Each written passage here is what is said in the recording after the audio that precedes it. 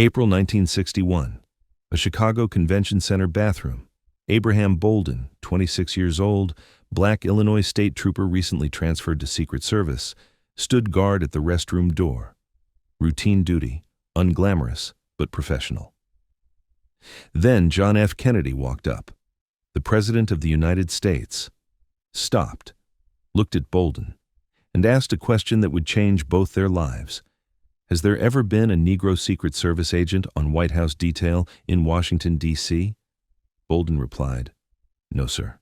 Kennedy smiled. "Would you like to be the first?" 2 months later, Bolden arrived at the White House. Kennedy introduced him to the team. "Gentlemen, meet the Jackie Robinson of the Secret Service." It should have been the proudest moment of Bolden's life. Instead, it became a nightmare. Because what Bolden discovered in the White House would terrify him. And when he tried to expose it, when he tried to save the president, the system destroyed him. If you want to understand why the one man who could have prevented Dallas was framed, arrested, and silenced 3 weeks before Kennedy died, hit that like button.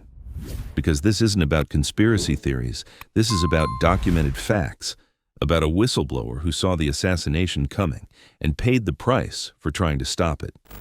June 1961. Bolden arrived at the White House, first black agent on presidential detail. He found racism, hostility, terrifying incompetence. White agents refused to work with him, called him slurs. One told him directly, "We don't need any on this detail." Worse than racism was negligence. Agents drank heavily, on duty, partied late, showed up hungover, cut corners on security, treated the job like a social club. Bolden reported it, warned superiors the president was in danger, told them drunk agents couldn't react in emergencies. They told him to shut up, stop causing trouble.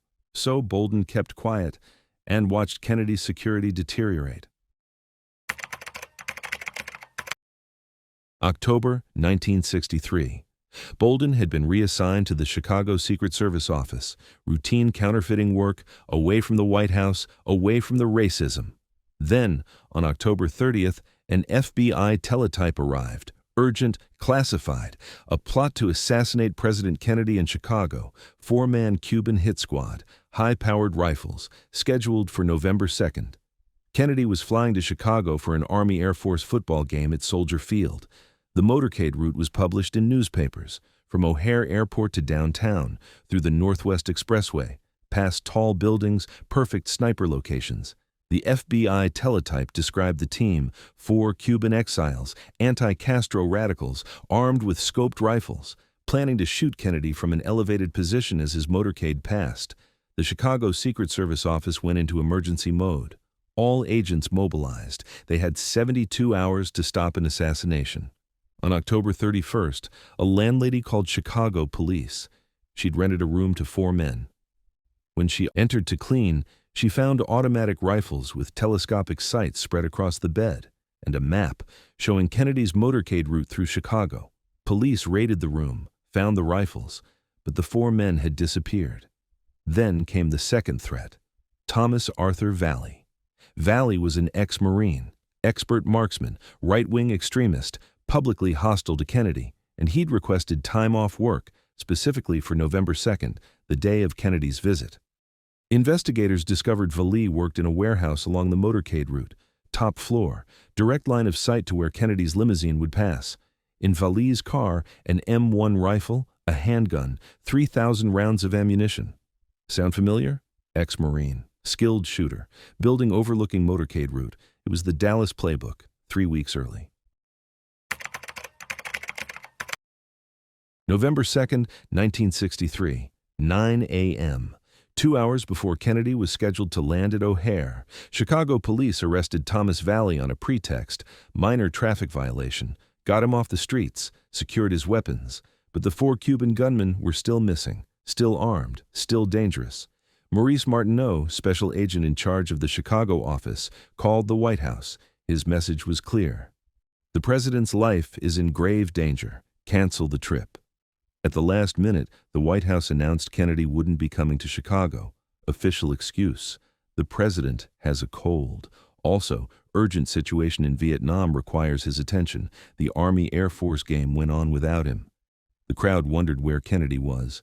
The press accepted the official story. But Abraham Bolden knew the truth. The trip was canceled because of an active assassination threat. Kennedy had been saved. For now. November 22, 1963. Dallas, Texas. Abraham Bolden was in Chicago, working counterfeiting cases. When the news broke, he was standing in the Secret Service office. President Kennedy has been shot. Bolden's blood ran cold. He grabbed the nearest agent, demanded to know, did they send the Chicago information to Dallas? Did they warn the Dallas office about the threats? The answer, no. The FBI teletype about the Chicago plot, never sent to Dallas. The details about Thomas Vallee, the ex-Marine sniper with the building overlooking the motorcade, never relayed. The pattern, Cuban hit squad, high-powered rifles, elevated shooting position, was identical to what happened in Dallas. And Dallas agents had no idea it was coming. Bolden watched the television coverage, saw the reports about Lee Harvey Oswald, ex-Marine, communist sympathizer, worked in a building overlooking the motorcade route, shot Kennedy with a scoped rifle. It was Thomas Vallee, same profile, same method, 3 weeks later. And Bolden realized Dallas was the backup plan. Chicago failed, so they moved the operation to Texas. September 1964. The Warren Commission was wrapping up its investigation. Its conclusion, Lee Harvey Oswald acted alone. No conspiracy. Abraham Bolden couldn't believe it.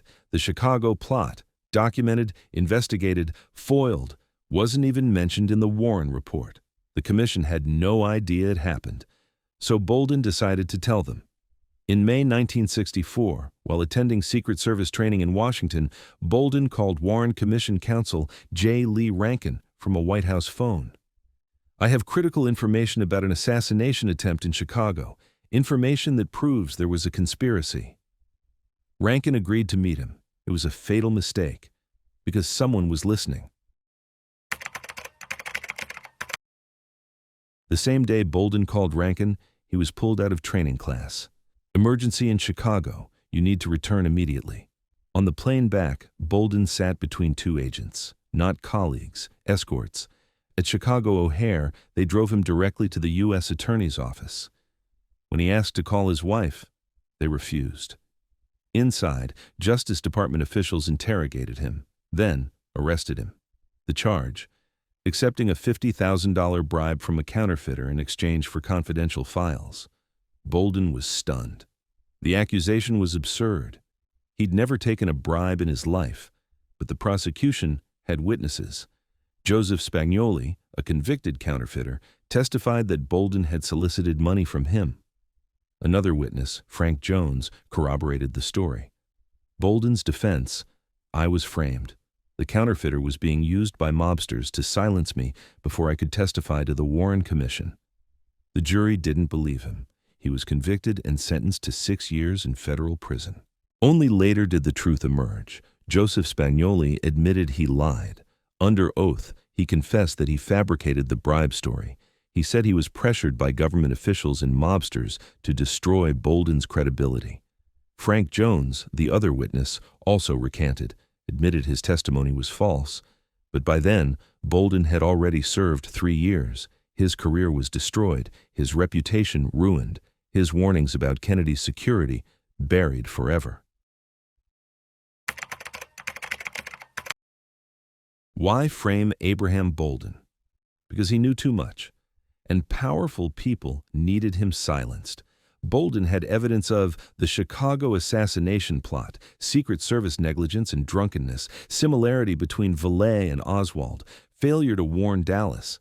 If he testified, he'd destroy the lone gunman narrative, prove multiple attempts had been planned, expose systemic security failures, and he'd ask, if they stopped Chicago, why didn't they stop Dallas?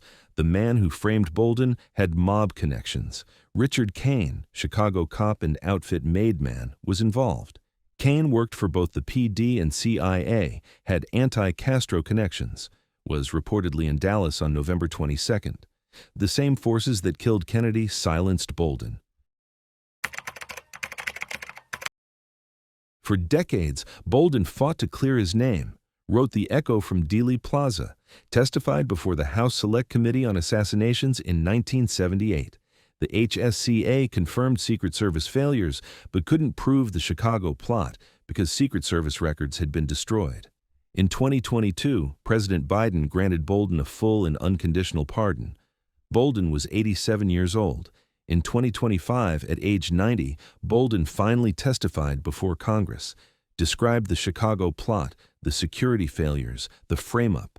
Congresswoman Anna Paulina Luna apologized on behalf of the Secret Service, but the damage was done. I speak for myself. I do not believe that Mr. Bolden was actually guilty of a crime. I do believe that he was falsely, if you will, framed. And so on behalf of the U.S. government, we'd like to apologize to him and his family, because obviously that's not how we are supposed to treat people in this country. Abraham Bolden tried to save JFK. He reported security failures. He investigated the Chicago plot. He attempted to warn the Warren Commission, and the system destroyed him. Not because he was wrong, because he was right. The Secret Service didn't want to admit their agents were drunk on duty. The Warren Commission didn't want evidence of a conspiracy. The mob and intelligence agencies didn't want their involvement exposed, so they silenced the whistleblower, framed him, imprisoned him, made sure his warnings were never heard. If Bolden had been allowed to testify in 1964, history might be different. The Chicago plot would have been investigated. The pattern would have been recognized. The forces behind Dallas might have been exposed. Instead, Bolden spent 3 years in prison while the conspirators walked free. If this investigation made you question the official story, hit that like button. Share this with anyone who still believes Oswald acted alone. Subscribe for investigations into the witnesses, whistleblowers, and heroes who tried to expose the truth and were silenced. Tell us, do you believe the Chicago plot was a dress rehearsal for Dallas, and do you think Bolden could have stopped it? Because Abraham Bolden represents something crucial, proof that people saw the assassination coming and tried to stop it, and proof that powerful forces ensured they failed. Thank you for watching. The truth doesn't disappear. It waits. And sometimes, 62 years later, it finally speaks.